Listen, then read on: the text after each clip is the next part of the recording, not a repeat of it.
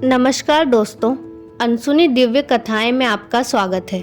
जब हम प्रेम की परिभाषा के बारे में बात करते हैं तो जहन में केवल एक ही तस्वीर उभरती है और वह है श्री राधा कृष्ण की।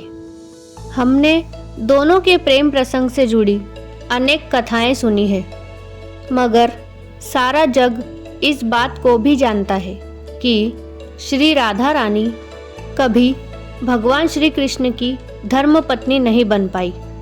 हालांकि ब्रह्मवैवर्त पुराण के अनुसार ब्रह्मदेव ने स्वयं राधा कृष्ण का विवाह करवाया था, लेकिन और किसी भी वेद पुराण में इस बात के साक्ष्य नहीं मिलते।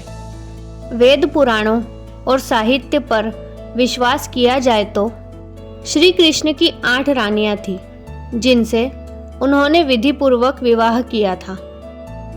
और इन 8 रानियों में सबसे पहली देवी रुक्मिणी थी। देवी रुक्मिणी और श्री कृष्ण की शादी की कहानी बहुत रोचक है। आज हम आपको बताएंगे कि श्री कृष्ण और रुक्मिणी जी मिले कैसे थे और दोनों का विवाह कैसे हुआ। कौन थी देवी रुक्मिणी? दरअसल विदर्भ राज्य के राजा भीष्मक के एक पुत्र और एक पुत्री थी। पुत्र का नाम रुक्मी और पुत्री का नाम रुक्मिणी था। राजा भीष्मक अपनी पुत्री से बहुत प्रेम करते थे और उनके विवाह के लिए एक योग्य वर की तलाश में थे। इस विषय में राजा भीष्मक के सबसे करीबी मित्र एवं महाभारत कालीन मगध राज्य के नरेश जरासंध को भी पता था। जरासंध को उस वक्त का शक्तिशाली राजा माना जाता था और ऐसा भी कहा जाता था कि जरासंध का वध कोई नहीं कर सकता। जरासंध भी देवी रुक्मिणी को अपनी पुत्री जैसा ही मानते थे और इसलिए वह खुद भी रुक्मिणी के लिए एक योग्य वर की तलाश में थे। मगर रुक्मिणी के मन में तो शुरू से ही भगवान कृष्ण की छवि बसी हुई थी। बड़े बड़े महारथियों को परास्त करने वाले श्री कृष्ण की कथा रुक्मिणी कई लोगों के मुंह से सुन चुकी थी।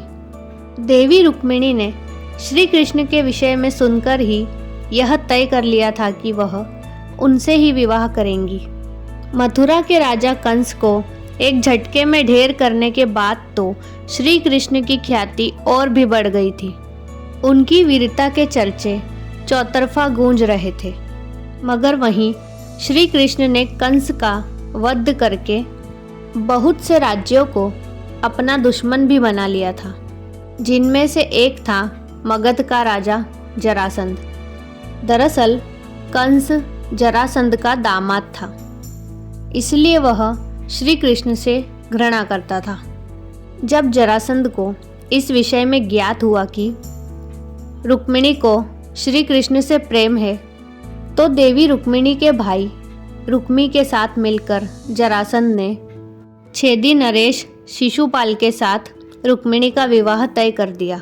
मगर विधि को तो कुछ और ही मंजूर था, इसलिए यह विवाह कभी नहीं हो सका। दोस्तों, यह था भगवान श्री कृष्ण और रुक्मिणी जी के प्रेम कहानी का पहला भाग। इसका दूसरा भाग भी हम जल्द ही लेकर आएंगे। इस वीडियो में हमने आपको रुक्मिणी जी के बारे में पूरी जानकारी दी है। इस प्रकार की और अनसुनी दिव्य कथाएं सुनने के लिए हमारे चैनल को सब्सक्राइब करें और इस वीडियो को लाइक और शेयर करना ना भूलें। राधे राधे।